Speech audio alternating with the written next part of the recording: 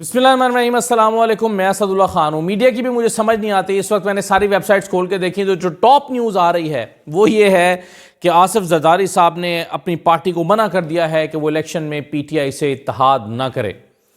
خبر کو یوں بنا کر پیش کیا گیا ہے جیسے پی ٹی آئی کو بہت بڑا سیٹ بیک ہو گیا ہے، پی ٹی آئی کا بڑا نقصان ہو گیا ہے۔ پی ٹی آئی تو الیکشن میں پیپلز پارٹی سے اتحاد کرنے کو مری جا رہی تھی، لیکن اب تو پی ٹی آئی کا کچھ نہیں بچے گا خیبر پختونخوا میں۔ واضح رہے یہ خیبر پختونخوا کے حوالے سے حکم آیا ہے، صرف کے پی کے حوالے سے، کہ پی ٹی آئی کے ساتھ اتحاد نہ کیا جائے۔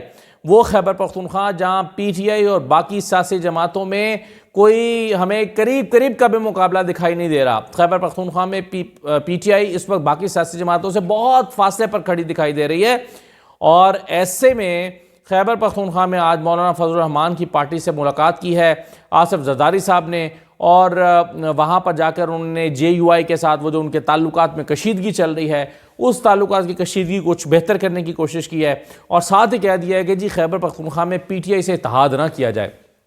تو اس خبر دیکھیں، خبر ٹاپ پر کب آتی ہے جب اس کی سگنیفیکنس ہوتی ہے، یعنی پی ٹی آئی اور پیپلز پارٹی میں راہیں جدا ہو رہی ہوں، پی ٹی آئی نے پلان کر رکھا ہو کہ پیپلز پارٹی کے ساتھ ہم اتحاد کریں گے تو ہمارا خیبر پختونخوا میں کچھ بنے گا، لیکن ایسے میں زرداری صاحب نے کہہ دیا خبردار پی ٹی آئی سے اتحاد نہیں ہوگا۔ تو مطلب کوئی سینس تو ہونی چاہیے خبر کی امپورٹنس کی، کہ یہ کیوں یہ اتنی بڑی خبر ہے، یہ ویلیوبل خبر ہے۔ تو میں نے پہلے اس خبر کو اگنور کر دیا، میں نے کہا بس ٹھیک ہے، لیکن پھر جب میرے پاس یہ خبر آئی تو میں نے کہا بس ٹھیک ہے یہ، لیکن پھر میں نے دیکھا کہ ساری ویب سائٹس نے اس کو اپنی ٹاپ نیوز بنا کر پیش کیا ہوا ہے کہ جیسے پیپلز پارٹی کا فیصلہ پی ٹی آئی کے لیے بہت ڈیمیجنگ فیصلہ ہے۔ تو جو چاہے آپ کا حسن کرشمہ ساز کرے، کیا کہہ سکتے ہیں۔ اچھا جناب، کچھ خبریں آپ کے ساتھ شیئر کرتے ہیں۔ ایک تو لطیف کھوسہ صاحب جو ہیں انہوں نے پی ٹی آئی میں شمولیت اختیار کر لی ہے، اگرچہ یہ پہلے سے خبریں آ رہی تھیں، فیصلہ وہ کر چکے تھے، اعلان ہونا باقی تھا۔ کل بھی پی ٹی آئی کے کچھ لوگوں نے اعلان کر دیا تھا کہ جی وہ آ گئے ہیں آج، لیکن فارملی انہوں نے پی ٹی آئی میں شمولیت کا وہ پی ٹی آئی کا جو مفلر ہے وہ پہن لیا، اور باقاعدہ طور پر مبارکبادیں وصول بھی کیں، ایک پریس کانفرنس بھی کی، اور پی ٹی آئی میں وہ آ گئے ہیں۔ اب لطیف کھوسہ صاحب جو ہیں اس وقت میں پی ٹی آئی میں آنا کہ جب انہیں پتہ ہے کہ یہ ایک آسان فیصلہ نہیں ہے، پی ٹی آئی اس وقت زیر عتاب ہے، پی ٹی آئی کے لوگوں امیدواروں پر ہر طرح سے کریک ڈاؤن ہو رہا ہے، ایسے میں لطیف کھوسہ صاحب کا پاکستان تحریک انصاف میں شمولیت اختیار کرنا یہ بہت حوصلے کی بات ہے۔ اگرچہ وہ اس طرح سے ولنریبل نہیں ہیں، ان کا کوئی بیگیج نہیں ہے، اور اگر وہ الیکشن میں آتے ہیں تو اور ظاہر ہے وہ الیکشن لڑنے کے لیے ہی الیکشن پی ٹی آئی میں آئے ہیں، الیکشن تو وہ لڑیں گے، غالباً لاہور ہی سے ان کو کسی حلقے سے الیکشن لڑایا جائے گا۔ تو میں سمجھتا ہوں کہ یہ ایک بہت تحریک انصاف کے لیے ایک سیکیور قسم کی سیٹ ہوگی، اور ایک بہت مضبوط امیدوار کے طور پر لطیف کھوسہ سامنے آئیں گے۔ تو لطیف کھوسہ کا بھی یہ بہت اچھا فیصلہ ہے، وہ پارلیمنٹ میں اپنی سیٹ جو ہے وہ اس طرح سے انشور کر لیں گے، اور اس کے ساتھ ساتھ جو پی ٹی آئی ہے یہ اس کے لیے بھی ایک بہت اچھا فیصلہ ہے۔ آج ایک ٹویٹ حماد اظہر صاحب نے بھی کی ہے، اور اس ٹویٹ کے 3 پہلو ہیں میں سمجھتا ہوں، اور ان تینوں پر مختصر سی میں بات بھی کرتا ہوں۔ دیکھیں انہوں نے کہا ہے ضروری اعلان برائے پارٹی ٹکٹ، تحریک انصاف کے ٹکٹ کے امیدوار صرف اپنے ہی نہیں بلکہ اپنے کورنگ امیدوار کے بھی کاغذات نامزدگی متعلقہ وقت کے اندر جمع کرائیں۔ پارٹی ٹکٹس کے حوالے سے جانچ پڑتال جاری ہے، لیکن حتمی فہرست 2 ہفتے بعد شائع ہوگی۔ جن افراد سے جبراً پریس کانفرنس کرائی گئی ان کی بڑی تعداد واپسی کی خواہش مند ہے، ایسے افراد کو پارٹی میں واپسی کے اعلان کرنا ہوگا، جس کے بعد کیس ٹو کیس بنیاد پر فیصلہ صرف عمران خان ہی کریں گے۔ اب اس جو ٹویٹ ہے حماد اظہر صاحب کی، اس کے 3 حصے ہیں۔ ایک حصہ جو ہے وہ جو اس میں انہوں نے کہا کہ گورننگ امیدوار کے کاغذات بھی ضرور جمع ہوں۔ اس کا مطلب یہ ہے کہ پی ٹی آئی کے دل میں یہ خدشہ موجود ہے، وہ سمجھتے ہیں کہ جیسے ہی پارٹی ٹکٹ ہوں گے فوراً کریک ڈاؤن کا آغاز ہو جائے گا۔ عین ممکن ہے کئی لوگوں پر، میں کل بھی اس پہ بات کر رہا تھا، غالباً اسپیس میں ایک بات کر رہا تھا فاروق نعیم صاحب کی اسپیس میں، دیکھیے کل بھی جو ہے وہ پی ٹی آئی کو یہ خدشہ موجود ہے، اور پی ٹی آئی یہ سمجھتی ہے کہ جیسے ہی ٹکٹ اناؤنس ہوں گے کریک ڈاؤن شروع ہو جائے گا۔ کئی لوگوں کا تو شاید کاغذات نامزدگی ہی مسترد کر دیے جائیں، اور اس کے بعد ان لوگوں کو دباؤ کا شکار کیا جا سکتا ہے۔ تو اگر ان حالات میں کسی کے کاغذات جمع نہیں ہو پاتے تو پھر اس کا کورنگ کینڈیڈیٹ بھی تگڑا ہونا چاہیے، تاکہ ایک امیدوار پی ٹی آئی کے ٹکٹ پہ الیکشن نہ لڑ پا رہا ہو تو دوسرا امیدوار الیکشن لڑ لے۔ تو تحریک انصاف نے پہلی ہدایت اپنے کارکنوں کو یہ کی ہے کہ ایک تگڑا کورنگ کینڈیڈیٹ ساتھ میں ضرور کاغذات جمع کرائے. یعنی اس کا مطلب ہے کہ اگر کوئی پولیٹیشین اپنے کاغذات جمع کرا رہا ہے تو ساتھ میں وہ اپنے بھائی کے بھی کرائے گا, اپنی وائف کے بھی کرائے گا, تاکہ اگر وہ خود جو ہے وہ اس کے اوپر کوئی قدغن لگتی ہے تو اہلیہ الیکشن لڑ لیں. کیمپین ظاہر ہے وہ خود ہی کر رہا ہوگا اور لوگوں کو پتہ ہوگا, حلقے کے لوگوں کو سب پتہ ہوتا ہے, ان کو پتہ ہوگا کہ ان کے کاغذات مسترد کر دیے گئے ہیں یا ان حالات میں ان کو الیکشن نہیں لڑنے دیا تو ان کی اہلیہ کو وہ الیکشن لڑوا رہے ہیں یا انہی کے نمائندے ہیں. جیسے آپ کو یاد ہے دانیال عزیز صاحب جو ہیں وہ الیکشن نہیں لڑ سکے تھے تو انہوں نے اپنی اہلیہ کو الیکشن لڑا دیا تھا. باسط بخاری جو ہے انہوں نے ایک سیٹ چھوڑ دی تو دوسری سیٹ پر اپنی والدہ کو لے آئے, اپنی اہلیہ کو لے آئے. تو اس طرح سے سیاستدانوں کے پاس یہ اسٹریٹجیز موجود ہوتی ہیں. تو پہلا جو نکتہ ہے وہ تو یہ ہے کہ کورنگ امیدوار کے کاغذات. دوسرا انہوں نے کہا کہ حتمی فہرست جو ہے وہ 2 ہفتے بعد جمع ہوگی. دیکھیں یہ اس لیے امپورٹنٹ ہے کہ اور میرا خیال ہے یہ صحیح اسٹریٹجی ہے. تب تک پی ایم ایل این کے لوگ بھی ہمارے سامنے آ چکے ہوں گے, باقی سیاسی جماعتیں اپنے امیدوار میدان میں اتار چکی ہوں گی, شاید ہمارے سامنے فہرستیں آ چکی ہوں. اور جتنا دیر سے جمع کرائیں گے اس سے ایک فائدہ یہ بھی ہوگا کہ جو مخالف قوتیں ہیں ان کے لیے آج ہی سے, یعنی کہ ظاہر ہے کہ امیدوار کو ٹکٹ مل گیا تو آج ہی سے آپریشنل ہو جائیں گی. تو تحریک انصاف چاہ رہی ہے کہ زیادہ سے زیادہ الیکشن کے قریب لے جایا جائے اس معاملے کو, اور تاکہ ٹیمپریچر جو ہے وہ بڑھ چکا ہو اور آپریشن کرنا اتنا آسان نہ رہے. تو تحریک انصاف سمجھتی ہے کہ اپنے امیدواروں کا اناؤنسمنٹ جتنا آخر میں ممکن ہو اتنا کریں تاکہ ان کے اوپر دباؤ کم آئے اور ان کے اوپر پریشر جو ہے وہ نہ رہے. اور ساتھ ہی یہ ہے کہ جب متعدد لوگوں نے کاغذات نامزدگی جمع کرائے ہوں گے تو ظاہر ہے ان کے بارے میں حتمی طور پر نہیں پتا ہوگا کہ کون سا امیدوار ہے, تو ساروں کے خلاف تو شاید کریک ڈاؤن کرنا ممکن نہ رہے. تو یہ اسٹریٹجی میرا خیال ہے کہ بالکل ٹھیک ہے. دوسرا یہ کہ وہ کہتے ہیں کہ جی پریس کانفرنس کرنے والوں کی واپسی کی راہ کھلی ہے. یعنی انہوں نے جب یہ کہہ دیا کہ جو واپس آنا چاہتے ہیں وہ ویسے ہی پریس کانفرنس کریں جب انہوں نے دباؤ میں کی تھی, آج پھر پریس کانفرنس کریں اور کہیں کہ میں واپس آنا چاہتا ہوں, پھر عمران خان اس پہ غور کریں گے. تو اس سے اشارہ یہ دیا انہوں نے کہ واپسی کا راستہ کھلا ہے. اگرچہ مجھے نہیں لگتا کہ جو لوگ پریس کانفرنس کر کے چلے گئے تھے وہ پریس کانفرنس کر کے واپس بھی آئیں گے, لیکن بہرحال ایک مرتبہ ان کو پھر دعوت دی گئی ہے کہ سوچ لیں, اگر آپ چاہتے ہیں یہ راستہ اختیار کرنا تو آپ کر سکتے ہیں. تو اس لحاظ سے میرا خیال ہے کہ حماد اظہر کی جو ٹویٹ ہے وہ کافی اہمیت کی حامل ہے. اچھا جناب, کچھ سرویز جو ہیں وہ ہمارے سامنے آ رہے ہیں اور یہ سرویز بہت سارے آ رہے ہیں, لیکن میں سرویز آپ کے سامنے جہانگیر ترین کے ذرا ارد گرد کے علاقوں کے سرویز 3 آپ کے ساتھ شیئر کرتا ہوں. جہانگیر ترین صاحب جو ہیں وہ چونکہ بڑا پر تول رہے ہیں کہ وہ اپنی پارٹی سے پنجاب کا وزیر اعلیٰ بنائیں گے, علیم خان کے لیے بڑی حکمت عملی بنائی جا رہی ہے, لیکن گراؤنڈ پر سچویشن کیا ہے. یہ ریپبلک پالیسی کے سرویز ہیں, ذرا پہلے لودھراں دیکھ لیجئے. جہانگیر ترین صاحب کا گھر ہے لودھراں, تو لودھراں کے حالات کیا ہیں کہ لودھراں میں پی ٹی آئی 59% مقبولیت لیے ہوئے ہے, جبکہ اس کے مقابلے میں پی ایم ایل این جو ہے وہ 21%. اور استحکام پاکستان پارٹی کی حالت یہ ہے کہ وہ ادرز میں شامل ہے, ادرز میں شامل ہو کے 20% ہو رہی ہے.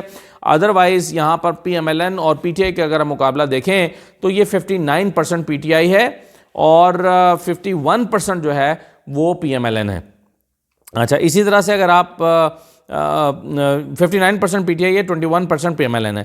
اچھا, آپ اسی طرح سے اگر آپ ملتان کو دیکھ لیں تو ملتان میں یہاں پر جو ہے وہ گیلانیز بھی ہیں, پیپلز پارٹی بھی کلیم کرتی ہے. آج حامد سعید کاظمی صاحب انہوں نے بھی جوائن کر لیا ہے پیپلز پارٹی کو, یعنی پی ٹی آئی بھی وہاں پر ایگزسٹ کرتی ہے اور پی ایم ایل این بھی ایگزسٹ کرتی ہے. لیکن ملتان میں صورتحال یہ ہے, ملتان ڈسٹرکٹ میں, کہ پی ٹی آئی 55% کے ساتھ جو ہے وہ ٹاپ کر رہی ہے یہاں پر اپنی مقبولیت میں, اور پی ایم ایل این یہاں بھی 21% کے ساتھ دوسرے نمبر پر ہے, جبکہ پیپلز پارٹی 13% کے ساتھ تیسرے نمبر پر ہے ملتان میں. اسی طرح اگر آپ ڈسٹرکٹ خانیوال کو دیکھیں تو خانیوال میں بھی پی ٹی آئی 60% کے ساتھ ٹاپ پر ہے, پی ایم ایل این 24% ہے, اور باقی ساری سیاسی جماعتیں مل کر 16% ہیں. اب یہ وہ علاقے ہیں جہاں پر پیپلز پارٹی کا بھی کچھ نہ کچھ ووٹ بینک ہے اور جہانگیر ترین کا ووٹ بینک بھی ہے. اس کے باوجود آپ دیکھیں کہ حالات یہ ہیں کہ کہاں 60% اور کہاں 24%, 21%, 18%, 13%. تو اس طرح کے حالات جو ہیں وہ چل رہے ہیں. تو یہ سرویز میں ویسے تو اور بھی سرویز آ رہے ہیں, لیکن یہ ذرا جہانگیر ترین کا علاقہ ہے جہاں پر پچھلے دفعہ انہوں نے ملتان میں کافی اپنے بندے کھڑے کیے, سلمان نعیم کو کھڑا کیا جس نے شاہ محمود قریشی کو ہرایا, ادھر لودھراں میں بھی انہوں نے اپنا رسوخ استعمال کیا, خانیوال میں بھی کیا, مظفر گڑھ میں بھی کیا. تو ان حلقوں میں اس وقت ان کی یہ حالت ہے, لیکن بننا بہرحال وہ وزیر اعلیٰ چاہتے ہیں. ایک پی ٹی آئی نے پشین میں جلسہ کیا, کوئٹہ, پشین, یہاں پر انہوں نے ایک جلسہ کیا، اور جلسہ جو ہے وہ بلوچستان میں بھی حیران کن تھا. لوگ سمجھ رہے تھے کہ نہیں، پی ٹی آئی کا زور اس وقت پنجاب میں چل رہا ہے اور خیبر پختونخوا میں چل رہا ہے، لیکن بلوچستان کا یہ جلسہ بتا رہا ہے کہ بلوچستان بھی پی ٹی آئی کے ساتھ کھڑا ہوا ہے. اور میرا خیال ہے یہ ان سیاسی جماعتوں کے لیے، باپ کے لیے، پی ایم ایل این کے لیے، پیپلز پارٹی کے لیے، جو اپنا کلیم کر رہے ہیں یہاں بلوچستان میں، ذرا پی ٹی آئی کو چند جلسے کرنے دیں، پتہ چل جائے گا کہ کون کتنے پانی میں ہے. یہ بھی پتہ چل جائے گا پی ٹی آئی کی مقبولیت ہے یا نہیں ہے. تو بلوچستان نے بھی خطرے کی گھنٹی بجا دی ہے، اور وہاں پر بھی ایک بہت ہی کامیاب جلسہ پاکستان تحریک انصاف کا ہوا ہے. لیکن ساتھ ہی جیسے ہی وہ جلسہ ہوا، ساتھ ہی وہاں پر ایف آئی آرز ہونا شروع ہو گئی ہیں، اور جو انتظامیہ تھی پشین میں، جو عہدیداران تھے اور کارکنان تھے، ان کے خلاف مقدمہ درج کر لیا گیا ہے. یہ اگرچہ نئی بات نہیں ہے، لیکن بہرحال افسوسناک بات ضرور ہے. آصف زرداری صاحب کا میں نے آپ سے ذکر کر دیا. اچھا جی، ایک دو چیزیں میں آپ کے ساتھ اور ڈسکس کر لیتا ہوں. ایک تو سرفراز بگٹی صاحب جو ہیں، انہوں نے، اگرچہ میں کل اس پہ بات کرنا چاہ رہا تھا، پرسوں کی خبر ہے، کل بات کرنا چاہ رہا تھا میں، لیکن آپ جانتے ہیں کہ کل ذرا دیگر موضوعات چل رہے تھے. تو سرفراز بگٹی صاحب الیکشن لڑنے کے لیے انہوں نے کیا کیا کہ شیڈول آنے سے پہلے ہی جو ہے وہ جمع کرا دیا، اپنے استعفیٰ دے دیا ہے، وزارت داخلہ سے استعفیٰ دے دیا. کیونکہ وہ الیکشن لڑنا چاہتے ہیں، اور الیکشن لڑ کے وہ بلوچستان کے چیف منسٹر بننا چاہتے ہیں. اب سرفراز بگٹی صاحب جو ہیں، ان کے آگے ایک آڑے ان کے آ سکتا ہے آرٹیکل 224(1)(b), یہ الیکشن ایکٹ ہے. وہ کہتا ہے کہ جی، member of the caretaker cabinet including the caretaker prime minister and the caretaker chief ministers and their immediate family members shall not be eligible to contest the immediate following elections to such assemblies. وہ کہہ رہے ہیں کہ جی، یعنی دو لفظ اس میں important ہیں، اور پھر نیچے جا کے وہ امیجیٹ فیملی کو ڈیفائن بھی کیا گیا کہ امیجیٹ فیملی ممبر کا کیا مطلب ہے. لیکن اس میں دو باتیں امپورٹنٹ ہیں کہ کیئر ٹیکر سیٹ اپ کا منسٹر نمبر 1 امیجیٹ الیکشنز حصہ نہیں لے سکتا. یہی دو باتیں ہیں. اب یہ نہیں کہا گیا کہ اس میں کہیں پر بھی وضاحت نہیں ہے کہ اگر وہ پہلے شیڈول آنے سے پہلے استعفیٰ دے دے تو وہ الیکشن لڑ سکتا ہے. ایسا نہیں ہے، یہ خود ساختہ ایکسپلینیشن کچھ لوگوں نے بنائی ہے. ایکچوئل اس کی ایکسپلینیشن یہی ہے کہ جناب، اگر آپ نے کیئر ٹیکر سیٹ اپ میں منسٹر بنے ہیں تو اس جو امیجیٹ الیکشن ہے اس میں آپ پارٹیسپیٹ نہیں کر سکتے. تو یہ جو ہے وہ اس آرٹیکل میں، تو یہ اب دیکھیں ان کو الیکشن لڑنے دیا جاتا ہے یا نہیں لڑنے دیا جاتا. اصولی طور پر تو اس کی تشریح یہی بنتی ہے کہ وہ الیکشن نہیں لڑ سکتے سرفراز بگٹی صاحب. اچھا، اب آ جائیں ذرا ایک اور خبر پر، اور وہ ہے کہ جی، ایئرپورٹس پر تلاشی جو ہے وہ ججز اور ان کے اہل خانہ کی نہیں لی جائے گی. کیوں؟ یہ کیا ملک ہے بھائی؟ کون سے ججز اور ان کے اہل خانہ، ان کی تلاشی نہیں ہوگی. وہ جو مرضی لے آئیں، وہ جو مرضی لے جائیں، منی لانڈرنگ کر لیں، پیسے بھر کر لے جائیں. یہ کیسے ہم گمان کر سکتے ہیں کہ کوئی جج جو ہے وہ قانون کی خلاف ورزی نہیں کرے گا؟ یہ گمان یعنی ہم خود سے کیسے طے کر سکتے ہیں، جبکہ ہم جانتے ہیں کہ جوڈیشری پاکستان میں کرپٹ ترین اداروں میں سے ایک ادارہ ہے. غالب جو پاکستان کے کرپٹ ادارے ہیں ان میں سے ایک ہے، اور اس کے باوجود ہم یہ تصور کر رہے ہیں، ایماندار ججز بھی ہوں گے، میں کب کہہ رہا ہوں کہ سارے کرپٹ ہیں یا سارے ایماندار ہیں، لیکن یہ کیسے ایک بلینکٹ امیونٹی دی جا سکتی ہے، استثناء دیا جا سکتا ہے کہ جو بھی جج یا اس کی بیوی، یا بیوی جج ہے تو اس کا ہسبینڈ اگر جا رہا ہے تو اس کی تلاشی نہیں ہوگی. کیوں بھائی، کیوں نہیں ہوگی؟ کیا وہ پاکستان کا قانون ان کے اوپر لاگو نہیں ہوتا؟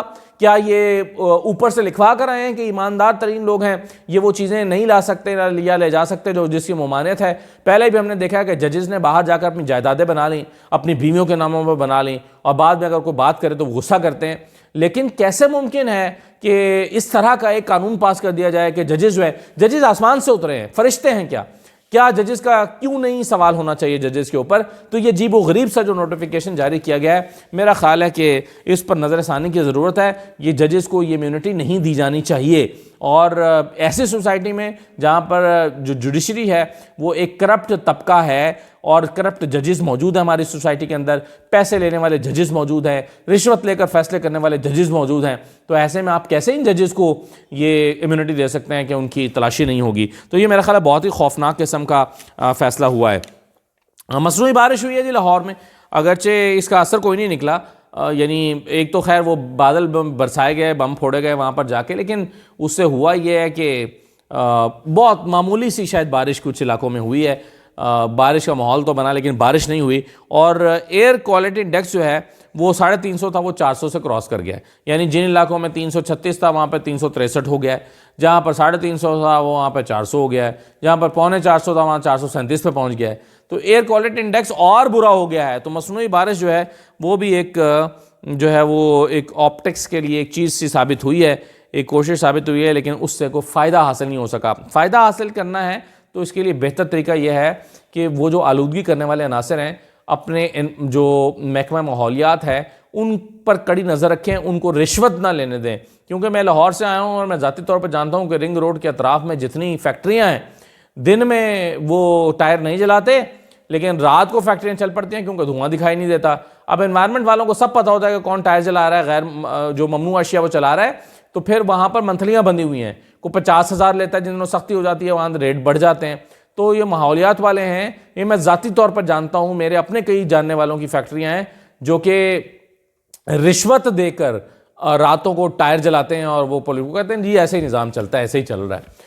تو بھائی یہ مصنوعی بارش کا ڈرامہ کرنے کی بجائے اس کو کنٹرول کریں کہ یہ جو پولوشن فضا میں پھینک رہے ہیں اور سانس لینا دھبر ہو گیا وہاں پر, جیتے جی لوگوں سے آکسیجن چھینی جا رہی ہے. تو یہ ہے کرنے کا کام, اس طرف کوئی توجہ نہیں دے رہا. ایک کرپٹ سوسائٹی بن کے رہ گئی ہے اور کرپشن کا خاتمہ کسی کی بھی ترجیح دکھائی نہیں دیتی انفارچونیٹلی. آخر میں آپ کے منہ کا ذائقہ تبدیل کرنے کے لیے میں سے شازیہ مری کا ایک بیان آپ کو دکھانا چاہتا ہوں, جنہوں نے فرمایا ہے کہ جو ترقی سندھ میں ہوئی ہے اسے ملک بھر میں پھیلانے کا وقت آ گیا ہے. اجازت دیجیے, اللہ حافظ.